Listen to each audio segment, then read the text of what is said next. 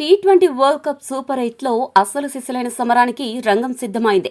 Group 1 నుండి ఇప్పటికే దక్షిణాఫ్రికా దర్జాగా సెమీస్లో అడుగుపెట్టగా మిగిలిన ఒక్క బెర్త్ కోసం ఇండియా వెస్టిండీస్ మధ్య కోల్కతాలోని ఈడెన్ గార్డెన్స్ వేదికగా మహా సంగ్రామం జరగనుంది.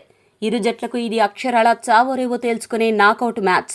ఈ మ్యాచ్లో గెలిచిన వాళ్లు దర్జాగా సెమీస్కు వెళ్తారు. ఓడిన వాళ్లు మూటాముళ్లే సర్దుకుని ఇంటికి ఫ్లైట్ ఎక్కుతారు. ఈ ఉత్కంఠభరితమైన పరిస్థితుల్లో ప్రపంచవ్యాప్తంగా ఉన్న క్రికెట్ అభిమానుల కళ్లన్నీ ఈ మ్యాచ్ పైనే నిలిచాయి. టీమిండియా సెమీస్కు చేరాలంటే ఏమేం చేయాలి, ఎక్కడ తప్పులు సరిదిద్దుకోవాలనే విషయాలపై భారత క్రికెట్ దిగ్గజం సునీల్ గవాస్కర్ కీలక సలహాలిచ్చాడు. నన్ను ఏమనుకున్నా పర్వాలేదు, కానీ నిజాలు నిష్ఠూరంగానే ఉంటాయి అన్నట్లుగా టీమిండియాకు కొన్ని కఠినమైన సూచనలు, హెచ్చరికలు జారీ చేశాడు. ఈ అత్యంత కీలకమైన మ్యాచ్కు ముందు సునీల్ గవాస్కర్ ఏమన్నాడంటే, జింబాబ్వేపై భారత్ జట్టు అద్భుతమైన విజయం సాధించడం సంతోషకరమే అయినా కొన్ని తప్పులను మనం చూసి చూడనట్లు వదిలేయలేం. ముఖ్యంగా ఓపెనర్గా వస్తున్న సంజు శాంసన్ అవుట్ అవుతున్న తీరు కాస్త ఆందోళన కలిగిస్తోంది. క్రీజులోకి రాగానే మంచి ఇంటెంట్తో వేగంగా ఆడుతున్నాడు, కానీ పదే పదే అదే డీప్ మిడ్ వికెట్ రీజియన్లో అనవసరంగా క్యాచ్ ఇచ్చి వికెట్ పారేసుకుంటున్నాడు. ఇలాంటి సాఫ్ట్ డిస్మిసల్స్, నాకౌట్ లాంటి పెద్ద మ్యాచ్ల్లో ఏమాత్రం క్షమించబడవు. సంజు శాంసన్, అభిషేక్ శర్మల ఓపెనింగ్ భాగస్వామ్యం భారత్ జట్టుకు అత్యంత కీలకం.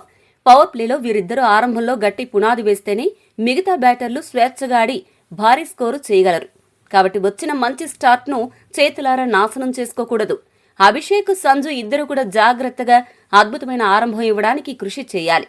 అలాగే టీమిండియా గుర్తుపెట్టుకోవాల్సిన మరో అతిపెద్ద ప్రమాదం కోల్కతా మంచు. ఈడెన్ గార్డెన్స్లో పరిస్థితి వేరుగా ఉంటుంది.